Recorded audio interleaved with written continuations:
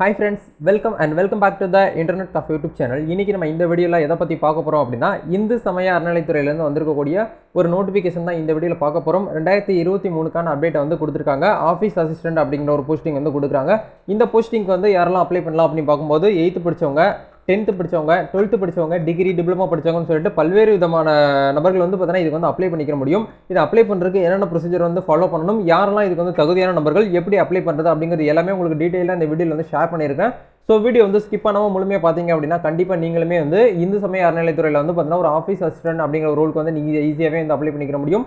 இதை பற்றி நீங்கள் முழுமையாக தெரிஞ்சுக்கிறதுக்கு முன்னாடி இப்போ தான் நம்ம சேனலில் நீங்கள் ஃபர்ஸ்ட் டைம் பார்க்குறீங்க அப்படின்னா இந்த வீடியோக்கு கீழே இருக்கக்கூடிய சப்ஸ்கிரைப் பட்டனையும் பக்கத்தில் இருக்கக்கூடிய பெல் பண்ணி கிளிக் பண்ணி ஆளுங்கிறத நம்பர் பண்ணி வச்சுக்கோங்க. நம்ம சேனல் வந்து போஸ்ட் பண்ணக்கூடிய ஒவ்வொரு லேட்டஸ்ட் ஜாப் ஆப்பர்ச்சுனிட்டிஸ் எல்லாமே நீங்கள் மிஸ் பண்ணாமல் தெரிஞ்சுக்க முடியும்.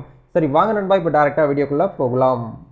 Okay fine. First of all நம்ம வந்து பார்த்தீங்கன்னா இந்த நோட்டிஃபிகேஷன் வந்து இந்து சமய அறநிலையத்துறையிலேருந்து வந்திருக்கக்கூடிய நோட்டிஃபிகேஷன். இது எப்படி அப்ளை பண்ணணும் அப்படிங்கிற அப்ளிகேஷன் ஃபார்ம் வந்து நான் வீடியோக்கு எண்டில் சொல்லியிருக்கிறேன். அப்ளிகேஷனுடைய லிங்க் எல்லாமே உங்களுக்கு வீடியோ கீழே வந்து கொடுத்துருக்கேன். நீங்கள் செக் பண்ணி பாருங்கள். இதுதான் அப்ளிகேஷன் ஃபார்மு. இந்த ஃபார்மில் தான் நீங்கள் வந்து ஃபில் பண்ணி மேனுவலாக ஆஃப்லைனில் வந்து போஸ்ட் மூலிமா நீங்கள் வந்து சப்மிட் பண்ணுற மாதிரி இருக்கும். ஆன்லைனில் வந்து அப்ளை பண்ணிக்கிற முடியாது. சரிங்களா? இப்போ இதுலேருந்து வந்திருக்கக்கூடிய நோட்டிஃபிகேஷன் என்ன கொடுத்துருக்காங்க அப்படிங்கிறத பார்க்கும்போது இதில் என்ன கொடுத்துருக்காங்க அப்படின்னா இந்த ஒரு போஸ்டிங் வந்து பார்த்தீங்கன்னா அலுவலக உதவியாளர், அதாவது ஆஃபீஸ் அசிஸ்டன்ட் அப்படிங்கிறத சொல்கிறாங்க. இந்து சமய அறநிலைத்துறை உதவி ஆணையர் அலுவலகத்துடன் ஏற்கனவே உள்ள மற்றும் புதிதாக ஏற்படுத்தப்பட்ட ஆய்வாளர்கள், சிறப்பு வட்டாட்சியர் பணியிடங்களுக்கு துணை பணியாளர் பணியிடங்களாக ஏற்படுத்தப்பட்ட கீழ்காணும் அலுவலக உதவியாளர்களான காலி பணியிடங்களை நிரப்பிட தகுதி வாய்ந்தவர்களிடமிருந்து விண்ணப்பங்கள் வரவேற்கப்படுகின்றன அப்படிங்கிறத கொடுத்துருக்காங்க. சரிங்களா? இதை நீங்கள் முழுசாக வந்து பார்த்துக்கோங்க. இந்த ஜாப்புக்கு நீங்கள் வந்து அப்ளை பண்ணணும் அப்படின்னா கண்டிப்பாக நீங்கள் வந்து ஒரு இந்து சமுதாயத்தை வந்து பார்த்தீங்கன்னா சார்ந்தவராக இருக்கணும் அப்படிங்கிறத வந்து சொல்லியிருக்காங்க. சரிங்களா? பணியிடம் அப்படிங்கிற பார்க்கும்போது வந்து பார்த்தீங்கன்னா ஆய்வாளர்கள், அலுவலகம் மற்றும் தனி வட்டாட்சியர் இந்து சமய அறநிலைத்துறை தர்மபுரி மாவட்டத்திலேருந்து கொடுத்துருக்காங்க. ஸ்டெப் பை ஸ்டெப் அப்படியே ஒவ்வொரு மாவட்டத்துக்கும் வந்து பார்த்தீங்கன்னா கொண்டு வந்துட்டு இருக்காங்க. தர்மபுரி, சென்னை, கோயம்புத்தூர், திருச்சி, ராமநாதபுரம், மதுரை, சிவகங்கை ஏகப்பட்ட மாவட்டத்துக்கு வந்து பார்த்தீங்கன்னா 1 by 1 தான் கொண்டு வந்துட்டு இருக்காங்க. ஸோ நீங்கள் வந்து தர்மபுரி மாவட்டத்தில் சுற்று வட்டாரத்தில் நீங்கள் வந்து இருக்கிறீங்க அப்படின்னா கண்டிப்பாக இதுக்கு நீங்கள் வந்து ட்ரை பண்ணலாம். இல்லை நான் வந்து அதர் டிஸ்ட்ரிக்டில் இருக்கிறேன், நான் தர்மபுரிக்கு ட்ரை பண்ணலாமா அப்படின்னு கேட்டிங்கனாலும் நீங்கள் தாராளமாக வந்து ட்ரை பண்ணிக்கலாம். அந்த உள்ளூர் மாவட்டம் மட்டும்தான் வந்து அப்ளை பண்ணுற மாதிரி கிடையாது. நீங்கள் ஆல் கேண்டிடேட் நீங்கள் எந்த இது டிஸ்ட்ரிக்டாக இருந்தாலும் தாராளமாக இதுக்கு வந்து அப்ளை பண்ணிக்கலாம். கண்டிப்பாக நீங்கள் வந்து ஒரு இந்து சமுதாயத்தை சார்ந்தவராக இருக்க வேண்டும். தமிழ்நாட்டில் நீங்கள் வந்து பார்த்தீங்கன்னா வசதி வந்துட்டு இருக்கணும். தமிழ் நல்லா எழுத படிக்க தெரிஞ்சிருக்கணும். மினிமம் குவாலிஃபிகேஷன் குறைஞ்சபட்சம் கல்வி தகுதி அப்படின்னு பார்க்கும்போது 8ஆம் கிளாஸ் நீங்கள் வந்து பாஸ் பண்ணியிருந்தாலே போதும். சரிங்களா? எல்லாருக்கிட்டையுமே வந்து 8ஆம் கிளாஸ் அப்படிங்கிறதுக்கான மார்க் ஷீட் டிசியோ இருக்காது. நீங்கள் 10th படிச்சிருக்கீங்க அப்படின்னா 10th மார்க் ஷீட்டை கூட கொடுத்துக்கலாம். இல்லை நீங்கள் வந்து 12th தான் வச்சிருக்கீங்க அப்படின்னா நீங்கள் வந்து 12th கூட கொடுத்துக்கலாம். டிகிரி முடிச்சிருந்தீங்கன்னா நீங்கள் டிகிரி கூட கொடுத்துக்கலாம். சரிங்களா? அதை பற்றி எதுவுமே நீங்கள் வந்து ஒரி பண்ணிக்கிற வேண்டாம். இப்போ இல்லை இட ஒதுக்கீடு அப்படிங்கிற பார்க்கும்போது வந்து பார்த்தீங்கன்னா இன சுழற்சி அடிப்படையில் தான். ஏன்னா பொதுவாகவே வந்து எல்லாருமே தெரிஞ்சிருக்கும். நீங்கள் கவர்மெண்ட் ஜாப் வந்து ப்ரிப்பேர் பண்ணிட்டு இருக்கீங்க, அப்ளை பண்ணி ரெகுலராக ஃபாலோ பண்ணிட்டு இருக்கீங்க அப்படின்னா இந்த அறநிலைத்துறையை பொறுத்த வரைக்கும் வந்து இளம் சுழற்சி அடிப்படையில் தான் வந்து கொடுத்துட்டு இருக்காங்க. இதில் காணி பணியிடங்கள் என்னென்ன கொடுத்துருக்காங்கிறத பார்க்கும்போது வந்து பார்த்தீங்கன்னா எஸ்சி கேண்டிடேட்டுக்கு வந்து பார்த்தீங்கன்னா உங்களுக்கு ஒரு வேக்கண்ட் கொடுத்துருக்காங்க. அதே இது ஜிடி ஜென்ரலாக இருக்கக்கூடியவங்களுக்கு பெண்களுக்கு வந்து பார்த்தீங்கன்னா ஆதரவற்ற விதவைக்கு வந்து ஒரு போஸ்டிங் வந்து கொடுக்குறாங்க. ஆதி திராவிட முன்னுரிமை பெற்றவர், அதாவது எஸ்டி பிரியாரிட்டியில் இருக்கிறவங்களுக்கு ஒரு வேக்கண்ட் கொடுத்துருக்காங்க. எம்பிசி கேட்டகரியாக இருக்கக்கூடியவங்களுக்கு, அதாவது மிகவும் பிற்படுத்தப்பட்ட வகுப்பினர் மற்றும் அறிவிப்பில்லாத வகுப்பினர்னு சொல்லிட்டு இதர முஸ்லீம் தவிரன்னு சொல்கிறாங்க இல்லையா, அவங்க அந்த பிசி கேட்டகரியாக இருக்கிறவங்களுக்கு ஒரு வேக்கண்ட் கொடுத்துருக்காங்க. அதே மாதிரி பிசி கேட்டகரி அதர் பிளாக்வர்டுன்னு சொல்கிறாங்க இல்லையா, அவங்களுக்கு வந்து ஒரு கேட்டகரி ஒரு வேக்கண்ட் வந்து முன்னுரிமையில் இருக்குது. பொது ஜென்ரலாக இருக்கக்கூடியவங்களுக்கு வந்து ஒரு வேக்கண்ட் கொடுத்துருக்காங்க. பிற்படுத்தப்பட்ட வகுப்பினர் இதர பிற்படுத்த முஸ்லீம் தவிர பிசி, அதாவது ஜென்ரலாக ஓபிசின்னு சொல்லுவாங்க இல்லையா, அவங்களுக்கு வந்து ஒரு வேக்கண்ட்னு சொல்லிட்டு தனியாக வந்து கொடுத்துருக்காங்க. டோட்டலாக 7 காலிப்பணி இடங்கள் 7 வேக்கண்ட் வந்து அவைலபிளாக இருக்குது அப்படிங்கிற சொல்கிறாங்க. இந்த 7 வேக்கண்ட்டுக்குமே போட்டி போடுறவங்க நிறைய பேர் இருக்கலாம். ஆண்களும் இருக்கலாம், பெண்களும் இருக்கலாம். கண்டிப்பாக நீங்கள் வந்து ஒரு நபர்களாக வந்து இருக்கணும் அப்படின்னு சொல்லிட்டு தான் நான் ஆசைப்படுறேன். கண்டிப்பாக அதுக்கு நீங்கள் வந்து ட்ரை பண்ணுங்கள். இதில் இருக்கக்கூடிய ஏஜ் லிமிட் வயது வரம்பு பார்க்கும்போது 1/1/2023, அதாவது 2023 ஜனவரி 1ஆம் தேதியிலேருந்து உங்களோட ஏஜ் வந்து என்னவா இருக்கணும் அப்படிங்கிற பாருங்க. அதிகபட்சம் அதாவது மேக்ஸிமம் வயது வந்து பார்க்கும்போது 37 வயசு. எஸ்சி எஸ்டி கேண்டிடேட்டுக்கு வந்து பார்த்தீங்கன்னா 37 வயதும், ஜென்ரலாக இருக்கக்கூடியவங்க நம்மளுக்கு வந்து 32 வயதும், எம்பிசி டிஎன்சியில் இருக்கக்கூடியவங்க நம்மளுக்கு வந்து 34 வயசும், பிசி அதாவது பிளாக்வேர்ட் கிளாஸ் சொல்கிறாங்க இல்லையா, அவங்களுக்கு வந்து 34 வயசும் சொல்லியிருக்காங்க. குறைஞ்சபட்சம் வயது வந்து எல்லாருக்கும் 18 வயசு தான். 18 வயசுலேருந்து 37 வயசு இருக்கக்கூடியவங்க வரைக்கும் இதுக்கு வந்து தாராளமாக நீங்கள் வந்து அப்ளை பண்ணிக்கலாம். உங்களுடைய கம்யூனிட்டியை பொறுத்து ஒவ்வொரு இதுக்கும் வந்து ஏஜ் லிமிட் வந்து மாறுது. சரிங்களா? அதை நீங்கள் வந்து பார்த்துக்கோங்க. அப்படியே நம்ம கீழே ஸ்க்ரோல் பண்ணி வரும்போது முன்னுரிமை, நீங்கள் வந்து ஒரு ப்ரிஃபரன்ஸ் இருக்கிறீங்க, ஒரு கேண்டிடேட்டாக இருக்கிறீங்க, முன்னுரிமை, அதாவது ஒரு நீங்கள் வந்து ஒரு டிசிபிலிட் பர்சனாக இருக்கீங்க, இல்லை வந்து எக்ஸார்மையாக இருக்கீங்க அப்படின்னா உங்களுக்கு வந்து முன்னுரிமை கொடுக்குறாங்க. அதை நீங்கள் வந்து பார்த்துட்டு அதுக்கப்புறம் வந்து நீங்கள் வந்து அப்ளை பண்ணிக்கலாம். சரிங்களா? இப்போ இதை அப்ளை பண்ணுறதுக்கு என்னென்ன விஷயங்களை நம்ம வந்து கடைபிடிக்கணும், என்னென்ன விஷயங்களை ஃபாலோ பண்ணணும் அப்படிங்கிற பார்க்கும்போது விண்ணப்பதாரருடைய பெயர், முகவரி நீங்கள் வந்து பார்த்தீங்கன்னா குறிப்பிட்டிருக்கணும்னு சொல்கிறாங்க. 8ஆம் வகுப்பு தேர்ச்சி பெற்றிருந்தீங்கன்னா அதுக்கான சர்டிஃபிகேட் நீங்கள் தான் அட்டாச் பண்ணணும். பள்ளி மாற்றுச் சான்றிதழ் டிசி வந்து வைக்கணும். ஜாதி சான்றிதழ் வந்து வட்டாட்சியர் தாலுகா ஆஃபீஸில் வந்து எங்களுக்கு தாசில்தார் வழங்கக்கூடிய ஒரு சர்டிஃபிகேட், அதாவது அது எழுத்துப்பூர்வமாக இருந்தாலும் சரி, ஆன்லைனில் இசேவை மூலியமாக நீங்கள் வந்து அப்ளை பண்ணி வாங்கியிருந்தாலும் சரி, அந்த கம்யூனிட்டி சர்டிஃபிகேட் அப்படிங்கிறது மஸ்ட்டாக வந்து தேவைப்படுது. அதை நீங்கள் வாங்கி வச்சுக்கோங்க. மாவட்ட வேலைவாய்ப்பு அலுவலகத்தில் எம்ப்ளாய்மெண்ட் ஐடி வச்சுருக்கீங்களே, ரினூவல் பண்ணிவிட்டு ப்ராப்பராக பண்ணிட்டு வந்துட்டு இருந்தீங்க அப்படின்னா அதுக்கான ஃபைனல் கார்டு ஒன்று இருக்கும். நீங்கள் வந்து ஃபைனலாக இப்போ போன மந்த் இல்லை போன வருஷம் நீங்கள் வந்து அப்ளை பண்ணி ரினூவல் பண்ணி வச்சுருப்பீங்க இல்லையா, அந்த கார்டை வந்து அட்டாச் பண்ணுங்க. குடும்ப அட்டை நகல் வந்து கேட்குறாங்க, ஆதார் கார்டு நகல், எல்லாமே இதில் இருக்கக்கூடிய எல்லாமே வந்து பார்த்தீங்கன்னா ஜெராக்ஸ் தான் நீங்கள் வந்து அட்டாச் பண்ணணும் அப்படிங்கிற சொல்கிறாங்க. முன்னுரிமை சான்றிதழ், ப்ரியாரிட்டி சர்டிஃபிகேட் ஏதாச்சும் வச்சுருந்தீங்கன்னா அது கொடுங்க. இல்லை இதர சான்றிதழ், நீ அடிஷ்னலாக என்ன கோர்ஸ் இல்லை ஏதாச்சும் எக்ஸ்பீரியன்ஸ் உங்ககிட்ட இருக்குது அப்படின்னா அதை கூட நீங்கள் வந்து கொடுத்துக்கலாம். சரிங்களா? இப்போ இதை நீங்கள் எல்லாமே ரெடி பண்ணி வச்சுக்கிட்டு எப்படி அப்ளை பண்ணணும் அப்படிங்கிற பார்க்கும்போது இதுதான் வந்து அப்ளிகேஷன் ஃபார்மு.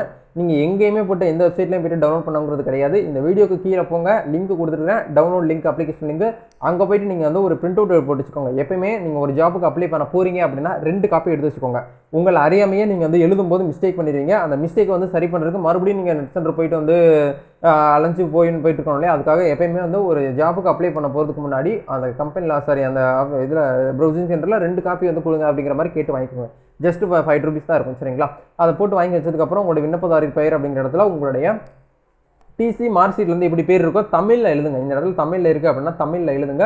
உங்களுடைய முகவரி, உங்களுடைய நிலையான முகவரி வந்து பார்த்தீங்கன்னா உங்களை எதை வந்து கம்யூனிகேட் பண்ணுறதுக்கு ஈஸியாக இருக்குமோ அந்த முகவரி வந்து தமிழில் எழுதுங்க. இப்போ ரீசெண்டாக பாஸ்போர்ட் சைஸ் வந்து ஃபோட்டோ எடுத்துப்பீங்க இல்லையா, அந்த ஃபோட்டோ இந்த இடத்துல வந்து பார்த்தீங்கன்னா ஒட்டிக்கோங்க. உங்களுடைய தொலைபேசி எண், அதாவது உங்களுடைய மொபைல் நம்பர், ஆக்டிவாக இருக்கக்கூடிய மொபைல் நம்பர் கேட்குறாங்க. கல்வி சான்று அப்படிங்கிறத கேட்கும்போது இந்த இடத்துல எல்லாருமே வந்து ப்ராப்ளம் பண்ணுவாங்க. சான்றிதழ் இணைக்கப்பட வேண்டும். இப்போ இந்த இடத்துல நீங்கள் வந்து 8ஆம் கிளாஸ் பாஸ் அப்படின்னு சொல்லி நீங்கள் போட்டிங்க அப்படின்னா 8ஆம் கிளாஸோடைய மார்க் ஷீட்டு அப்படின்னா டிசி உங்ககிட்ட கண்டிப்பாக இருக்கணும். இல்லை ப்ரோ என்கிட்ட 8லாம் கிடையாது, நான் அப்படியே 10th முடிச்சுட்டு எனக்கு 10th தான் இருக்குது அப்படின்னா நீங்கள் வந்து 10th mark sheet 10th DC அப்படிங்கிற இந்த இடத்துல 10வது தேர்ச்சி அப்படிங்கிற நீங்கள் இடத்துல போடுங்க. பிறந்த வயது தேதி அப்படிங்கிற கேட்கும்போது பிறந்த தேதினா உங்களுக்கு வந்து 24 வயசு அப்படின்னா 24ன்னு போட்டு ஸ்லாஷ் போட்டு உங்களுடைய டேட் ஆஃப் பர்த் அப்படிங்கிறத நீங்கள் இந்த இடத்துல வந்து பார்த்தீங்கன்னா போடணும். சரிங்களா? அதேமாதிரி கவனமாக அந்த இடத்துல பார்த்துக்கோங்க. இனம் வந்து இந்து அப்படிங்கிற கரெக்டாக அந்த இடத்துல கொடுத்துட்டாங்க. அதை நீங்கள் எதுவுமே இது பண்ண இந்த இடத்த நீங்கள் அப்படியே விட்டுருங்க. சரிங்களா? ஜாதி அப்படிங்கிற இடத்துல உங்களுடைய சான்றிதழ் வந்து இணைக்கணும். அப்படி நீங்கள் எஸ்சியாக இருந்தீங்கன்னா எஸ்சி அப்படிங்கிற டிக் பண்ணிக்கோங்க. எஸ்சிஏ அப்படின்னா எஸ்சிஏ கொடுங்க. எம்பிசி, டிஎன்சி, பிசி, ஓசின்னு சொல்லிட்டு கொடுத்துருக்காங்க. இதில் நீங்கள் எதுவோ அதை வந்து கரெக்டாக அந்த இடத்துல கொடுக்கணும். இப்போ எக்ஸாம்பிளுக்கு நான் வந்து பிசி அப்படின்னா அந்த இடத்துல பிசி அப்படிங்கிற வந்து டிக் பண்ணதுக்கப்புறம் அந்த பின்னாடி இந்த அப்ளிகேஷன் பின்னாடி வந்து பிசிக்கான கம்யூனிட்டி சர்டிஃபிகேட் நீங்கள் வந்து அட்டாச் பண்ணணும். சரிங்களா?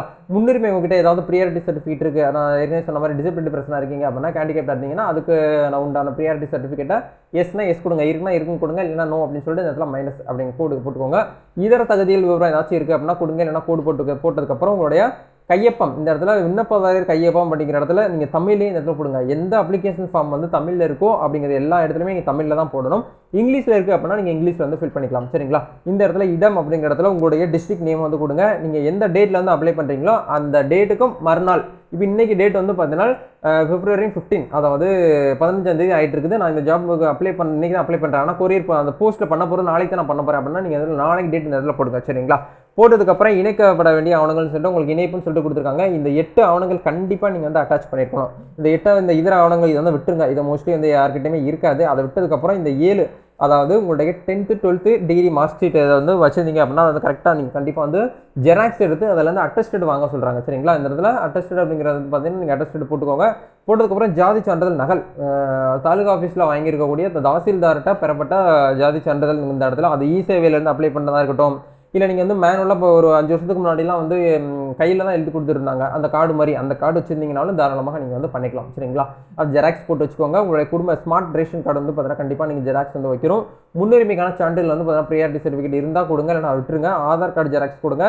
வேலை வாய்ப்பு பதிவு அட்டை நகல், இப்போ ரீசெண்டாக ரினூவல் எடுத்துருப்பீங்க இல்லையா, அந்த ரினூவல் பண்ணுறதுக்கான ஐடி கார்டு வந்து ஜெராக்ஸ் போட்டு வச்சுக்கோங்க. சுய விலாசம் விட்டால் 25 ரூபாய்க்கான தபால் தலை, அதை வந்து பார்த்தீங்கன்னா நீங்கள் அந்த இதுக்குள்ளேயே போட்டு நீங்கள் வந்து எந்த அட்ரஸ்க்கு வந்து அனுப்ப சொல்லியிருக்காங்க அப்படின்னா இந்த அட்ரஸ் தான் வந்து அனுப்ப சொல்லியிருக்காங்க. அதாவது விண்ணப்பங்கள் அனுப்பப்பட வேண்டிய முகவரி அப்படின்னு சொல்லி உங்களுக்கு இந்த இடத்துல வந்து கொடுத்துருக்காங்க பாருங்க. நான் ஹைலைட் பண்ணி காமிச்சிருக்கேன்.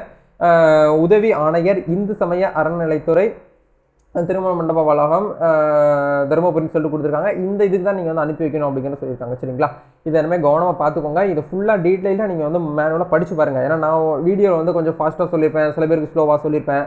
அது உங்களுடைய கன்வீனியன்ட் பொறுத்து இருக்குது. நீங்கள் மேனுவலாக போய்ட்டு ஆஃப்லைனில் டவுன்லோட் பண்ணி படித்து பார்த்துட்டு உங்களுக்கு ஓகே இன்ட்ரெஸ்டடாக இருக்குது அப்படின்னா மட்டும் இதுக்கு வந்து ட்ரை பண்ணுங்கள். இந்த ஒரு ஜாப் வந்து பார்த்தீங்கன்னா கவர்மெண்ட் சைட்லேருந்து ப்ரொவைட் பண்ணியிருக்கக்கூடிய ஜாப் தான். ஆனால் இது வந்து பார்த்தீங்கன்னா இப்போதைக்கு ஒரு டெம்பரரி போஸ்டிங்காக வந்து கொடுத்துருக்காங்க. சரிங்களா, இது வந்து பணி நியமனம் வந்து பார்த்தீங்கன்னா முற்றிலும் தற்காலிகமானது அப்படிங்கிற உங்களுக்கு இந்த இடத்துல வந்து கொடுத்துருக்காங்க. அதையுமே நீங்கள் கவனமாக இந்த இடத்துல பார்த்துக்கோங்க. ஏன்னா இது வந்து ஒரு பெர்மனன்ட் போஸ்டிங் சொல்லிட்டு நிறைய பேர் வந்து இது பண்ணிடக்கூடாது இல்லையா அப்படிங்கிறதுக்காக தான் இதுவுமே கொடுத்துட்டாங்க. அதை தான் சொல்கிறேன். நீங்கள் ஆஃப்லைனில் போய்ட்டு மேனுவலாக நோட்டிஃபிகேஷனை படித்து பார்த்துட்டு அதுக்கப்புறம் உங்களுக்கு ஓகே அப்படின்னா மட்டும் நீங்கள் வந்து ட்ரை பண்ணுங்கள்.